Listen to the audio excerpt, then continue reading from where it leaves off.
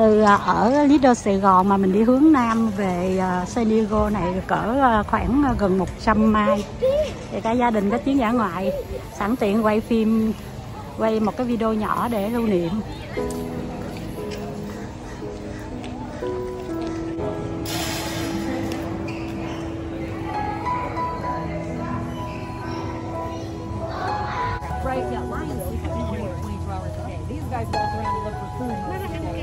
Again, hot days, muddy, scratching their backsides on the rocks, staying in the shade.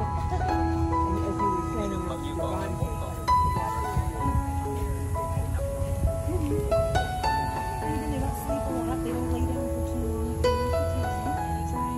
And these two are the mom and the kid.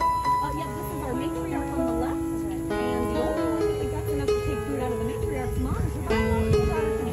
She is. How old is he?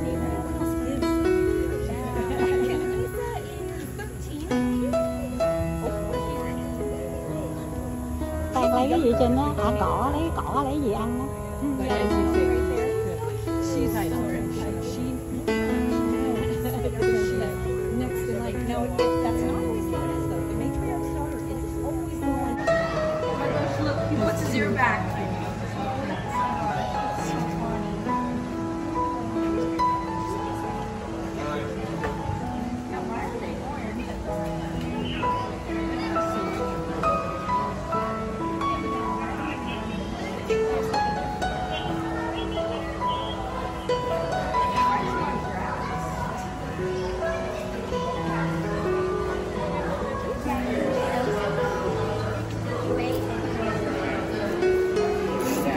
Sao nó ăn cỏ ha? Nó ăn thịt mà nó ăn cỏ ha?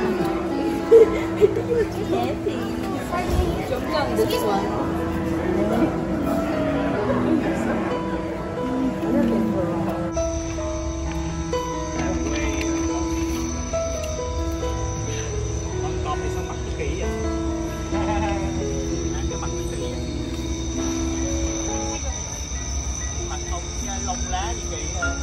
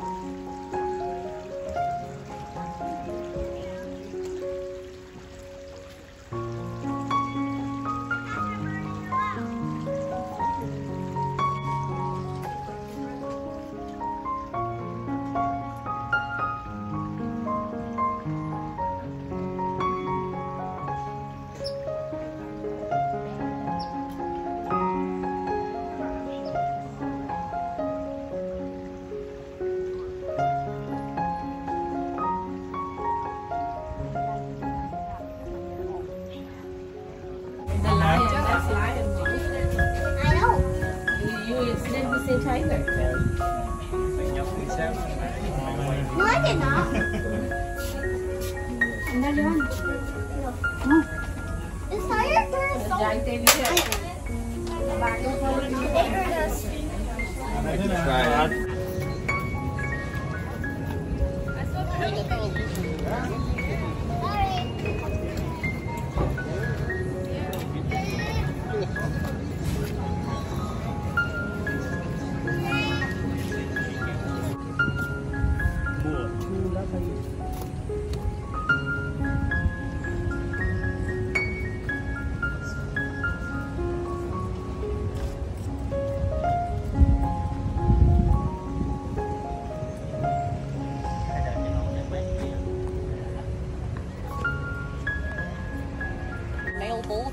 aggressive out there, make sure not to get too close.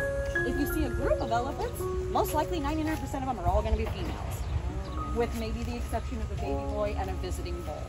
that's a baby boy. Oh, that one looks like it's little baby Kaya, and that's because her tusks are like a fraction of the size of his. They're only 6 weeks apart, but he's already about 800 pounds heavier. She's just over 3,000. He's just under 4,000. But because he's a boy, he's just naturally bigger. His tusks are 3-4 times the width and length of you.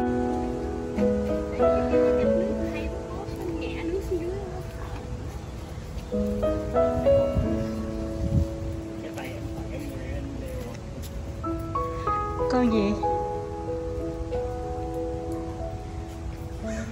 Red gì á?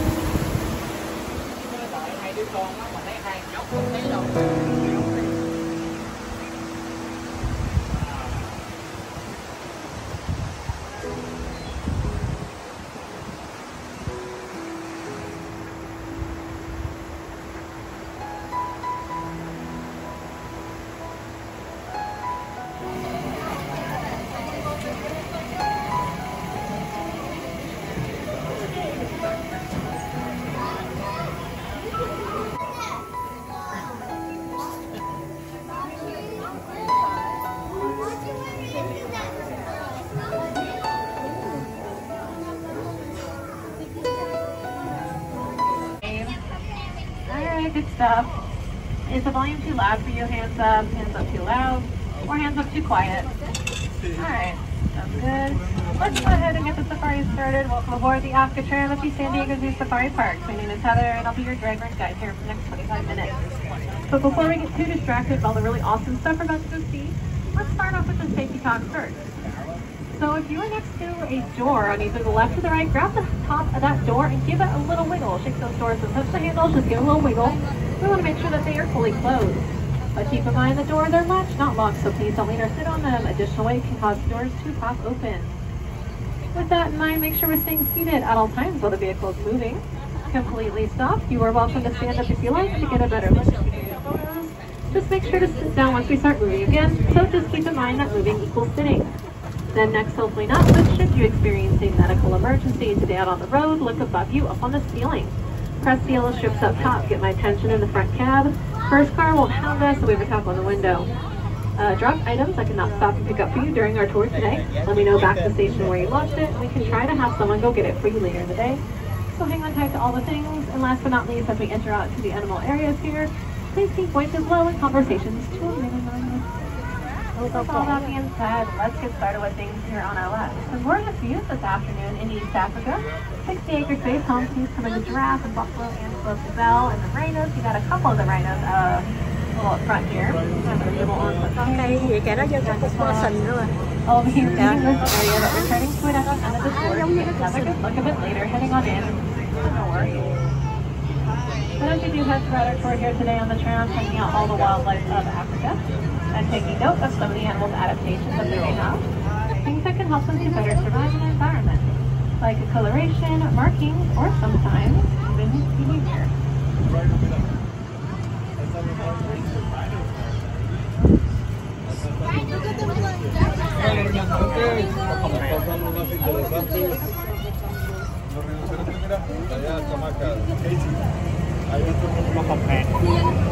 With all that being said so far, I'd just like to take a second here to thank you all for joining us today at the San Diego Zoo Safari Park.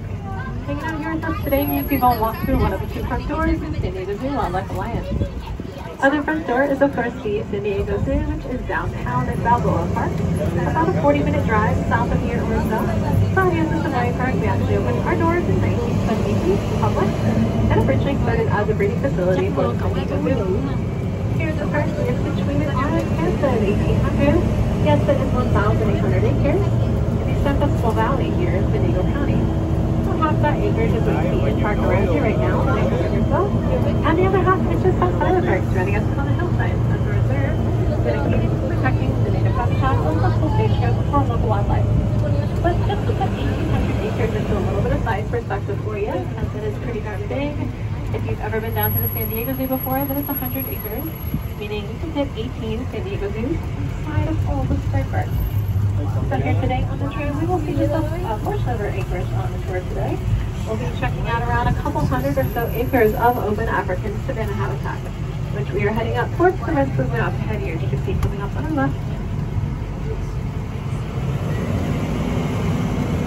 The African savannas are going to be one of the 8 conservation hubs of the San Diego Zoo Wildlife Alliance, and focusing efforts in on around the world across 6 different continents. So we'll be checking out 2 of our 8 conservation hubs today on our trail tour.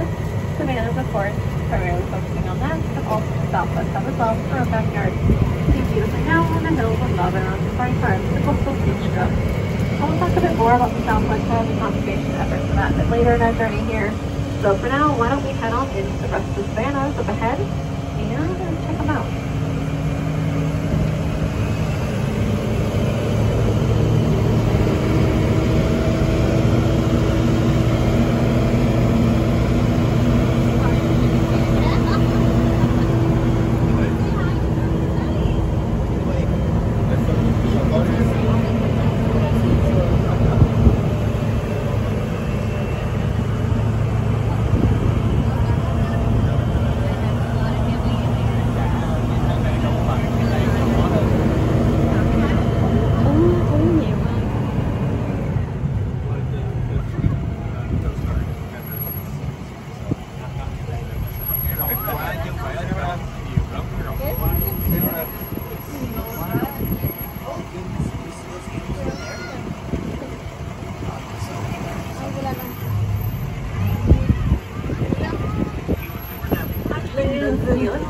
Off on the right-hand side, first and foremost. This is what's called the bird marsh.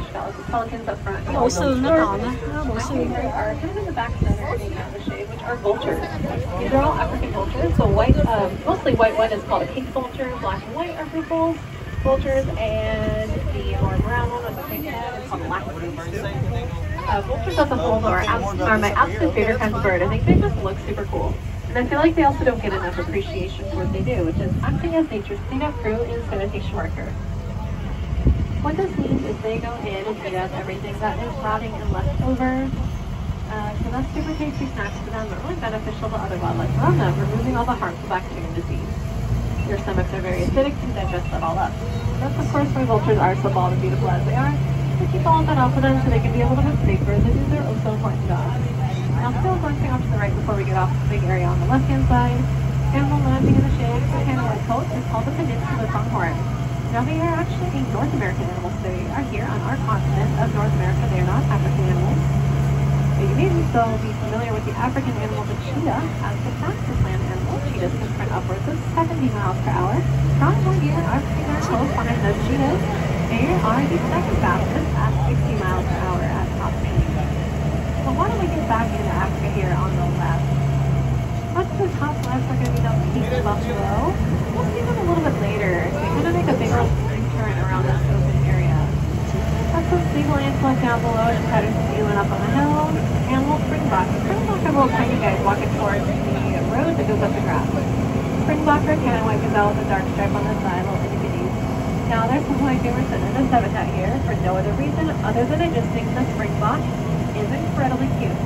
I think cheetahs would agree with that as well. Cheetahs, springbok are some of the cheetah snacks in the savannah. Of course, no cheetahs in here or in sight, so all good for these springbok, no worries.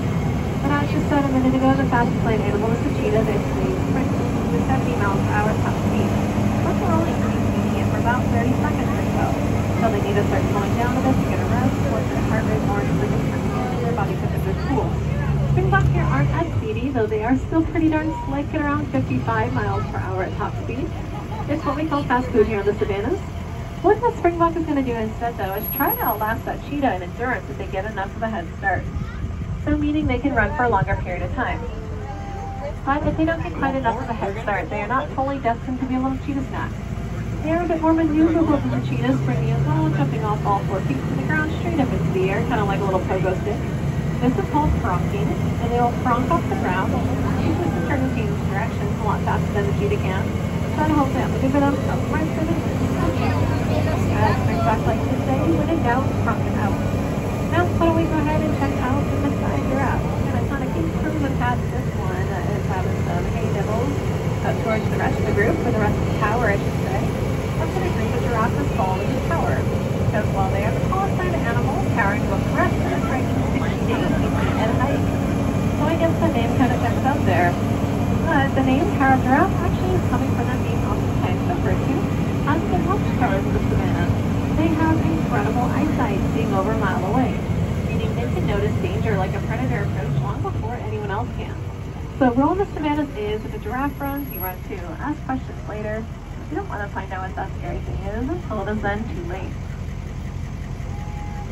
In addition to a giraffe's very long neck and long legs, they have incredibly long tongues as well, around an inch for every foot of height that they've got. So that would make it around 16 to 18 inches. Look down at your arm. From your elbow to the tip of your middle finger, that's about a giraffe's tongue. It's quite a dark color as well, oftentimes referred to as a blue-black. Like a dark gray, but of a bluish grizzly tint. And it's believed their tongues are this darkly colored to act as a built-in sunscreen, more or less, to help prevent sunburn in their tongues if their tongues are exposed for much of the day, eating all the tasty yummy leaves from above. The way to use the tasty leaves above them is with a prehensile tongue. Prehensile just means to grasp. So it can wrap around and grasp onto things as much as our hands and fingers can, as our hands are also prehensile. The giraffe have definitely got some pretty cool adaptations going on there to help them survive the savannas. And equal leads us to the let's head up to the right real quick before heading up the hill. The animal that you see to your right with silver coat and the stripy legs is called the Somali wild ass. And yes, that is the real name, I promise. So like I was saying, we're going to be heading on up the hillside now. So like that was a very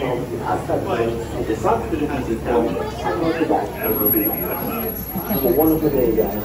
Good one. I mean, it happens. It's more common. There's a very low light.